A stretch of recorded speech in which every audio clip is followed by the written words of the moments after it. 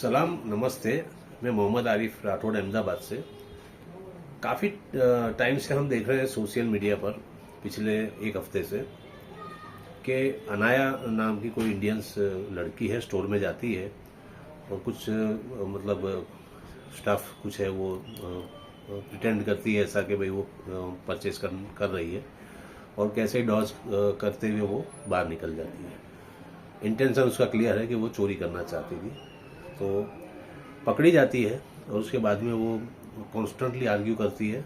जिस तरीके से आर्ग्यूमेंट करती है उस तरीके की आर्ग्यूमेंट हमारे यहाँ अमूमन होती है कि भाई चोरी करते हो अगर पकड़े जाना तो उसके बाद में सॉरी बोलना और उसके बाद में मुंह बनाना और I am really sorry, I can pay it now, इस टाइप के जो वर्ड वो बार बार बोल रही थी। वो पूरा इंडियन कल्चर हम सब उसमें लिप्त हैं, हमको सब मालूम है।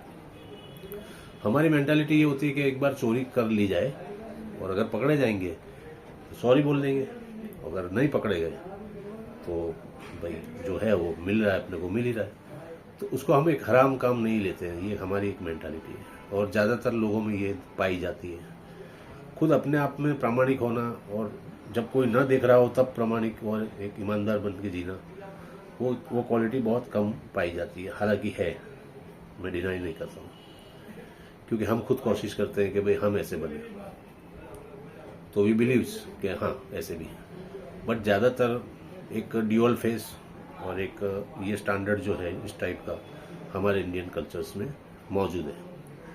चोरी करना कोई बहुत बड़ा अपराध नहीं रह गया है। छोटे लेवल से लेके बड़े लेवल तक, बिल्कुल टॉप लेवल तक, किसी भी क्षेत्र में जाओ, आप कॉरपोरेट में चले जाओ और इवन पुलिस में चले जाओ, डॉक्टरी लाइन में चले जाओ, या फिर आप चले जाइए हमारा सबसे महान क्षेत्र पॉलिटिक्स का, तो उसमें भी। तो बहरहाल ये हमारा एक कल्चर है और हम इसमें सब इसी में लिप्त हैं।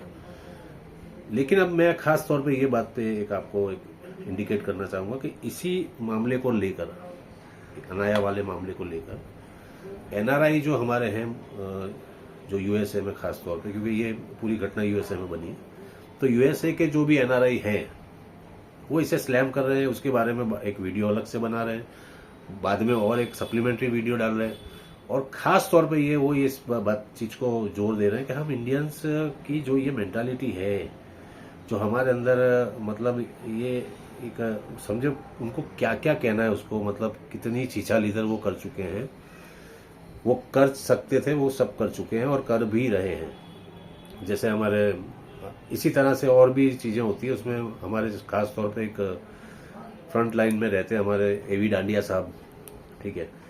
अभी कुछ सिंगला साहब का भी चल रहा है। सिंगला साहब भी काफी मजदूरों के लिए और एक शोषित और वंचित वर्ग के लिए कुछ एल बोल रहे हैं कि वो चोरी करते हैं और मतलब सॉरी बोल के छूट जाने की उनकी एक ये रहती है सिस्टम, जो इंडिया में ज़्यादा आम है। तो हमारे यहाँ पे हाँ मानते हैं, हमारे वहाँ पे हमारे देश में दो क्लास है, एक है एलिट क्लास और एक है डिप्राइव्ड क्लास, ठीक है। तो एक जो वर्ग है जिसके पास सब कुछ है, तो वो अपने तरीके से अपनी सिस्टम से लाइफ जी रहा है, और एक जो वर्ग है वो शोषित वंचित जो वर्ग है, जिसको ऊपर उठने नहीं दिया गया। तो ज़्यादातर ये अनाया भी है, वो उसी क्लास से आती है, चाहे उसने अच्छे कपड़े पहने अमेरिका पहुंची, वो बात अलग है। तो मैं उनसे खास तौर पे ये कहना चाहूँगा, हमारे एनआरआई से जो इस पे स्लैम कर रहे हैं, वो वीडियो बना रहे हैं और इंडियंस और इन खुद के देश के लिए एक बुरा भला कुछ भी उनको नज़र आ रहा है, जो भी बता सकते हैं इस तरीके से अपना नज़रिया पेश कर रहे हैं।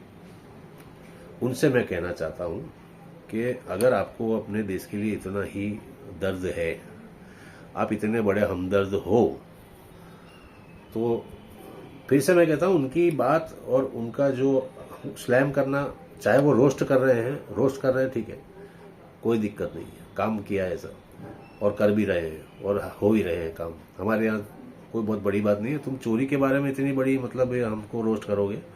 हमारे यहाँ तो बलात्कारी को मतलब हार पहनाए जाते हैं, हमारे यहाँ पे खूनी को हार पहनाए जाते हैं, ठीक है। कोई खून कर रहा होता है, खून करके तुम्हारे बीच में से निकल जाता है, किसी की इतनी हिम्मत नहीं होती कि भाई उसको पकड़ भी ले कम से कम। तो आपने जो जितनी हमारी छीछा लीदर करी है उससे तो कहीं नीचे गिर चुके हैं। लेकिन मैं यहीं पे रोक के आपसे सवाल करूंगा, हमारे एनआरआई से जो ज़्यादातर आगे रहते हैं इसमें, जब भी मतलब इसकी मजम्मत करने का मौका मिलता है या हिंदू मुसलमान के बारे में तो ये भी डांडिया साहब बोलते ही रहते हैं, उनका बोलना, उनका जो कहना बिल्कुल गलत नहीं है, मैं उनके साथ हूँ।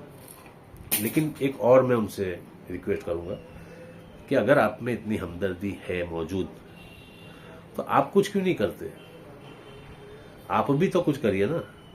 आप सिर्फ मतलब इस पे वीडियो बना के डालते रहोगे, बोलते रहोगे। आपका भी तो देश है, आप इसी देश के हो ना। एनआरआई तो बाद में बने, और एनआरआई बनने के बाद भी तुमको फिक्र तो इंडिया की है, तो कितने फिक्रमंद हो आप। तो आपका जो ये देश के लिए जो दिल जलाना, ये आपका देश प्रेम है। तो अपने देश प्रेम को क्यों वेस्ट कर रहे हो? आप यहाँ आइए, संगठन बनाइए ऐसा, और एक ऐसी मुहिम चलाइए कि ये जो ड्यूअल फेस की जो लाइफ है, जो एक दम्भी प्रकार की, जो बराबर एक मतलब बायफेसियल लाइफ है लोगों की, कि समाज में, और उसमें तो अच्छे बन के फिरेंगे, अच्छे कायदे बताएंगे, उनके स्टेटस जाके देखो तो तुम बोलो कि सारे महान लोग तो यहाँ इंडिया में ही भरे पड़े हैं। अपने तो फालतू यार बाहर लोगों को ढूंढने जाते हैं। इतने बड़े बड़ी महान हस्तियां तो अभी भी मौजूद है, अपने कहाँ किताबों में पढ़ने की जरूरत है?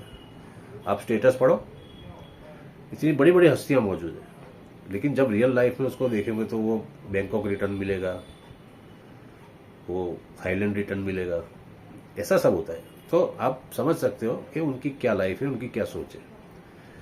वो ये सोचते हैं कि मैंने अगर अकेले में कुछ कर लिया, किसी ने देखा नहीं, तो फिर बाद में तो मैं मतलब महान हूं। लेकिन वो फेस, उसका अपना फेस वो जानता है, और बाहर के लोगों के लिए अलग फेस बना के घूम रहा है। ये जो ड्यूअल फेस लाइफ है, ये हमारे यहाँ का एक सबसे बड़ा, एक सबसे बड़ी हमारी इंडियंस लोगों के लिए इसको हमने पकड़ के रखा है कि ड्यूअल फेस वाली लाइफ जियो, बाहर के लिए अलग बनो, और अपने लिए अंदर क्या है वो अपने जानते हैं, वो कोई नहीं जानता है। वो अपने जानते हैं, वो अपने ऊपर खुदा जानता है। तो जिसको खुदा का डर है, वो तो प्रामाणिकता से जी रहा है, तो और बेचारा कुछ कर भी नहीं सकता है, क्योंकि वो खुद इतना मतलब ईमानदार है कि वो उसकी ईमानदारी को बचा के रखना उसके लिए बहुत बड़ा एक टास्क है। लेकिन जो डबल फेस वाली जो लाइफ जी रहा है, जिसको चोरी करने में, बाद में सॉरी बोलने में कोई शर्म नहीं है, जैसे वो अनाया बोल रही है बार बार, तो मैं आपसे ये पूछता हूँ, एनआरआई पीपल्स, एनआरआई हमारे जितने भी हैं जो बार बार इस तरह वीडियो डाल के जलील करते रहते हैं इंडियंस को, तो आपका भी देश है, आपको इतनी सारी फिक्र है कि आप इतनी दूर जाने के बाद इतनी लेविश लाइफस्टाइल आप जी रहे हो। जब वीडियो भी बनाते हो तो पीछे बैकग्राउंड का खास ख्याल रखते हो कि पता चले कि भाई हम कितने बड़े, मतलब कितना बड़ा ड्राइंग रूम है, क्या क्या चीज़ें पड़ी, ये भी बताते हो साथ साथ में। तो इतना सब मिल जाने के बाद तुमको ये सब कीचड़ में रहते हुए लोगों की क्या फिक्र है? वो इसलिए है कि तुम्हारे देश में, तुम्हारे जो देश में चल रहा है उसको लेकर आप एक देश प्रेमी हो, और आपको फिक्र होती है, तो आप बोलते हो। अब वो क्या प्रयास है, कैसा प्रयास है, वो बात अलग है, लेकिन आपका प्रयास है, ठीक है।